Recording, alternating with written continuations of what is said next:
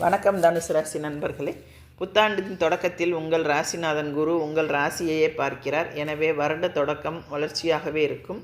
ஆயினும் அர்த்தாஷ்டம சனியின் ஆதிக்கம் இருப்பதால் எந்த செயலையும் எடுத்தோம் முடித்தோம் என்று செய்ய இயலாது. தடைகளும் தாமதங்களும் வந்து கொண்டே இருக்கும். வரவை காட்டிலும் செலவு கூடும். அனுபவஸ்தவர்களின் அறிவுரையும் ஆன்மீக பெரியவர்களின் ஆசியும் தடைகளை அகற்றும். இந்த புத்தாண்டில் மாபெரும் கிரகங்களாக விளங்கும் குரு மற்றும் ராகு கேதுக்களின் பெயர்ச்சி நிகழ இருக்கிறது.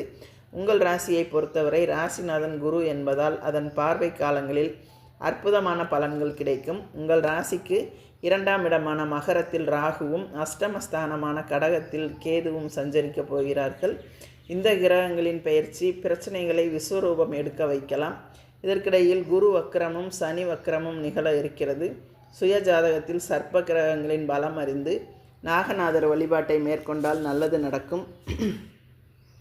குரு பெயர்ச்சியானது வைகாசி மாதம் 12ஆம் தேதி, அதாவது 26/5/2026 அன்று குரு பகவான் கடகராசிக்கு பெயர்ச்சியாகி செல்கிறார். அதன் பிறகு ஐப்பசி மாதம் 3ஆம் தேதி, அதாவது 20/10/2026 அன்று சிம்ம ராசிக்கு குரு பெயர்ச்சியாகி செல்கிறார். பிறகு மீண்டும் மாசி மாதம் 1ஆம் தேதி 13/2/2027 முதல் வருட கடைசி வரை கடகத்தில் சஞ்சரிக்கிறார். இடையில் குரு வக்ரகதியிலும் இயங்குகிறார்.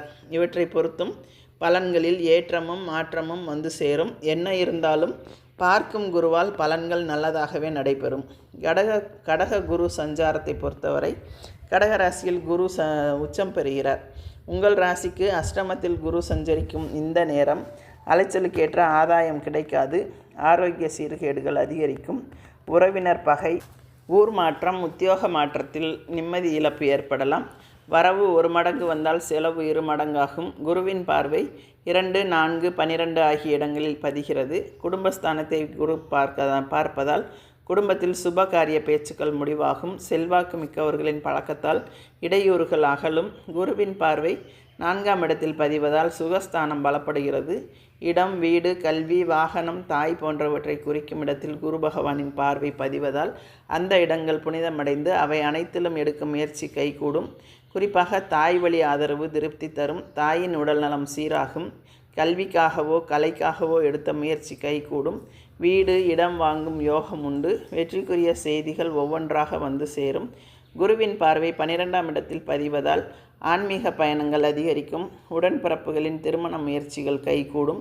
பழைய வாகனங்களை கொடுத்து புதிய வாகனங்களை வாங்குவதில் ஆர்வம் காட்டுவீர்கள். தொழிலில் எதிர்பார்த்ததை காட்டிலும் கூடுதல் லாபம் கிடைக்கும். ஆரோக்கியம் சீராகி உற்சாகத்துடன் செயல்படுவீர்கள். உத்தியோகத்தில் பணி நீக்கம் செய்யப்பட்டவர்களுக்கு மீண்டும் பணியில் சேரும் வாய்ப்பு உண்டு. சிம்ம ராசியில் குரு சஞ்சரிக்கும் பொழுது அதன் பார்வை 1, 3, 5 ஆகிய இடங்களில் பதிகிறது. ராசிநாதன் உங்கள் ராசியை பார்ப்பது யோகம்தான். அதிலும் 9ஆம் இடத்தில் இருந்து அவர் பார்ப்பது சிறப்புக்குரியதாகும். 5ம் 9ம் மிஞ்சும் பலன் தரும் என்பது பழமொழி. எனவே இக்காலம் ஒரு பொற்காலமாகும். இதுவரை நடைபெறாத காரியங்கள் இப்பொழுது துரிதமாக நடைபெறும். மிதமிஞ்சிய பொருளாதாரம் உருவாகும். எதை எந்த நேரம் செய்ய நினைத்தாலும் அதை அந்த நேரமே சிறப்பாக செய்ய முடியும். குருவின் பார்வை 3ஆம் இடத்தில் பதிவதால் முன்னேற்ற பாதையில் அடியெடுத்து வைப்பீர்கள். முக்கிய புள்ளிகளின் ஒத்துழைப்பு கிடைக்கும். தொழிலில் புதிய பங்குதாரர்கள் வந்து இணைந்து பொருளாதார நிலை உயர வழிவகுத்து கொடுப்பார்கள். உடன்பிறப்புகள் உங்களின் குணம் அறிந்து நடந்து கொள்வார்கள்.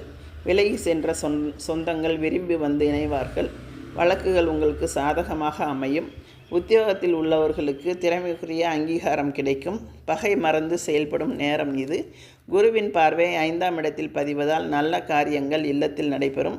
பூர்வ புண்ணிய ஸ்தானம் பலம் பெறுவதால் புதிய திருப்பங்கள் பலவும் ஏற்படும் நேரம் இது. மனதில் நினைத்ததை மறுகணமே செய்து முடிப்பீர்கள். முன்னோர் செய்த தர்ம காரியங்களை தொடர்வீர்கள். குடும்பத்தில் 1க்கும் மேற்பட்டவர்கள் சம்பாதிக்கும் சூழல் உருவாகும். அயல்நாட்டு அழைப்புகள் ஆதாயம் தருவதாக அமையும். ராகு கேது பெயர்ச்சியை பொறுத்தவரை இதுவரை உங்கள் ராசிக்கு 3ஆம் இடத்தில் சஞ்சரித்து வந்த ராகு 2ஆம் இடத்திற்கு வருகிறார். 9ஆம் இடத்தில் சஞ்சரித்து வந்த கேது அஷ்டமத்திற்கு வருகிறார். இந்த நிகழ்வு ஐப்பசி மாதம் 27ஆம் தேதி 13/11/2026 அன்று நிகழ்கிறது. மகரத்தில் சஞ்சரிக்கும் ராகுவும் கடகத்தில் சஞ்சரிக்கும் கேதுவும் மன அமைதியை கூட்டும். 2இல் சஞ்சரிக்கும் ராகுவால் பொருளாதாரம் திருப்திகரமாக இருந்தாலும் வியாபார போட்டிகள் அதிகரிக்கும். சவால்களை சமாளிக்க வேண்டிய சூழல் உருவாகும். பெரும் முயற்சியில் கல்யாண பேச்சுவார்த்தை முடியும். குழப்பங்கள் உருவாகும். அனுகூல தலங்களில் சந்தர்ப்ப சாந்தி பரிகாரம் செய்து கொள்வது நல்லது. அஷ்டமத்தில் கேது சஞ்சரிப்பது அவ்வளவு நல்லதல்ல.